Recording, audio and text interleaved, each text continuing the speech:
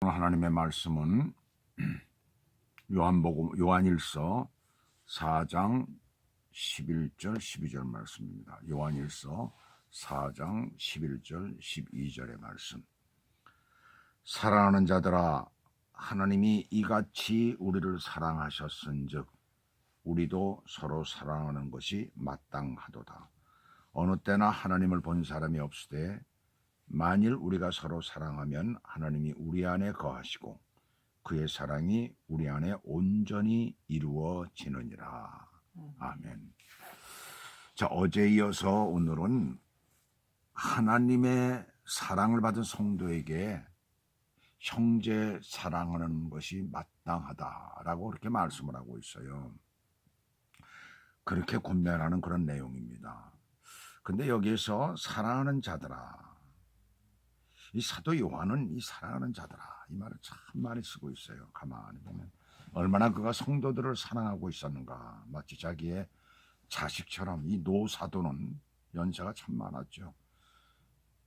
자기의 그 성도들 가르치고 세운 그 성도들이 얼마나 사랑하는가라는 것을 알 수가 있죠. 그래서 사랑하는 자들아, 하나님이 이같이라고 말씀해요. 이같이라는 말이 나오는데, 자, 이같이라는 말은 어떤 말이에요? 10절에서 보게 되면은 우리 죄를 위해서 하나님의 독생자이신 예수 그리스도를 이 땅에 보내셔서 십자가에 못 박혀 죽게 하시는 그 사랑을 여기서 말씀하고 있습니다. 사실 따지고 보면 우리는 하나님과 원수되었던 사람들이에요. 왜 원수되었던 사람들인가? 그러니까 예수 안 믿는 사람들은 아직까지도 하나님과 원수가 되어 있는 거죠. 왜 원수되었던 사람들인가? 이 땅에 하나님께서 인간을 만드신 목적이 이사야서 43장 7절에 보면은 하나님께 영광 돌리는 것이다 그랬어요. 자, 우리가 저 이사야서 43장 한번 7절을 한번 보겠습니다. 43장 7절을 보시게 되면, 자, 여기 찾아보면은 내 이름으로 불려지는 모든 자 곧 내가 내 영광을 위하여 창조한 자를 오게 하라. 그를 내가 지었고 그를 내가 만들었느니라. 자, 내 이름으로 불려지는, 누구의 이름? 하나님의 이름으로 불려지는 모든 자, 모든 사람을 얘기를 하고 있어요. 곧 내가 내 영광을 위하여 창조한 자를 오게 하라 그랬어요. 누구의 영광을 위하여? 하나님의 영광을 위하여 창조한 자. 그러니까 인간의 모든 삶, 아니 인간뿐이 아니라 우주 만물에 있는 그 모든 것들이 하나님의 영광을 위하여 만들어진 거예요. 그래서 하나님께서 우리 하나님의 영광을 위하여 만든 자. 그래서 하나님은 우리 인간과 교제케 하기 위해서 우리를 만드셨다라고 이제 말씀을 하고 있잖아요. 마찬가지로 영광을 받으시기 위해 그 교제하는 그 자체가 영광을 받으시는 것이거든요.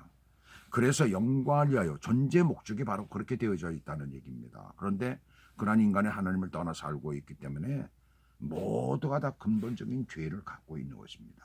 예수 믿지 않은 사람도, 예수 믿은 우리들은 그 죄가 사함을 받았기 때문에 오늘날 하나님의 자녀라라는 그런 말을 듣게 된 거예요.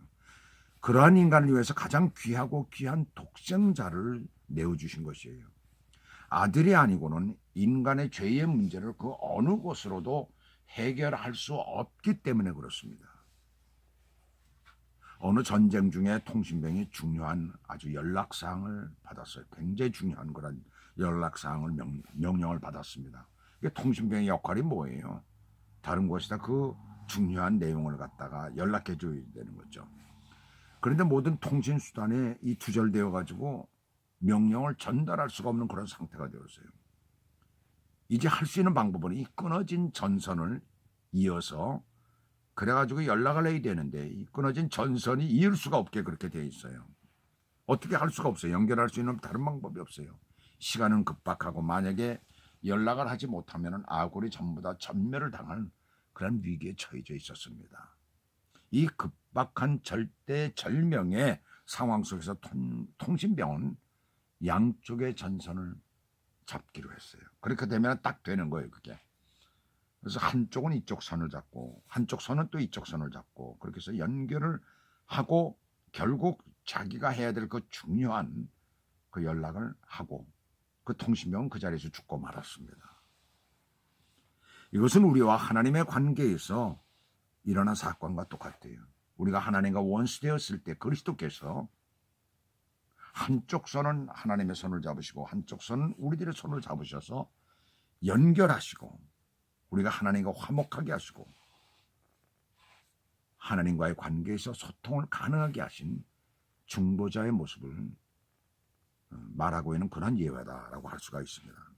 이것이 바로 독생자를 보내신 하나님만이 가지고 계신 하나님의 사랑, 아가페적인 그런 사랑이다, 이렇게 얘기를 할 수가 있습니다. 이렇게 놀라우신 하나님을 12절에 보시면은 뭐라고 말씀을 하고 있느냐면 어느 때나 하나님을 본 사람이 없으되 그랬어요. 어느 때나 하나님을 본 사람이 없으되 만일 우리가 서로 사랑하면 그랬어요. 자, 어느 때나 하나님을 본 사람이 없다. 인간은 하나님을 본 사람이 아무도 없습니다.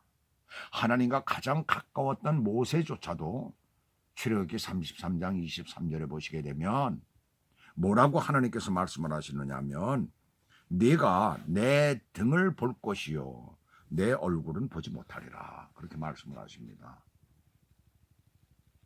그건 모세조차도 하나님의 얼굴을 보죠. 왜 얼굴을 보지 못할까요? 하나님의 얼굴을 보면 죄인들은 누구나 죽게 돼 있어요. 왜? 하나님은 거룩하신 분이기 때문에. 죄는 절대로 하나님 앞에 가까이 갈 수가 없기 때문에 그렇습니다. 예수 그리스도로 말미암아 죄에 속함을 받은 우리는 하나님을 볼 수 있는 존재가 된 거죠. 이 땅에서는 물론 하나님의 얼굴을 볼 수가 없죠. 그 영적으로. 그런데 뭐라고 여기서 말씀을 하고 있느냐면은 자, 우리가 서로 사랑하면 하나님이 우리 안에 거하시고 우리가 서로 사랑하면 하나님이 우리 안에 거하신다는 거예요. 우리 안에 들어오신다는 거예요. 자, 거룩하신 하나님께서 이 죄 많은 인생 가운데 어떻게 들어올 수가 있어요? 근데 우리가 서로 사랑하면, 구원받은 백성이 서로 사랑하면 그러면 하나님이 우리 안에 거하신다는 거예요. 그 사랑이 그렇게 중요하다는 거죠. 서로 사랑이 된다는 얘기예요. 예수를 믿고 구원받은 하나님의 백성이라고 하면서 서로 싸운다면 그것은 구원이 되지 못했다라는 거예요. 구원받은 사람이다 할 수가 없다는 겁니다. 서로 사랑하면 그러면 하나님이 우리 안에 거하시고 또 뭐예요? 그의 사랑이 우리 안에 온전히 바로 이루어진다. 그래서 그 사랑을 우리가 다른 사람에게 베풀 수가 있다라는 것을 여기서 말씀하고 있습니다. 자, 우리가 사실 그렇게 참으로 우리 안에 하나님의 사랑이 거하시고 계신가?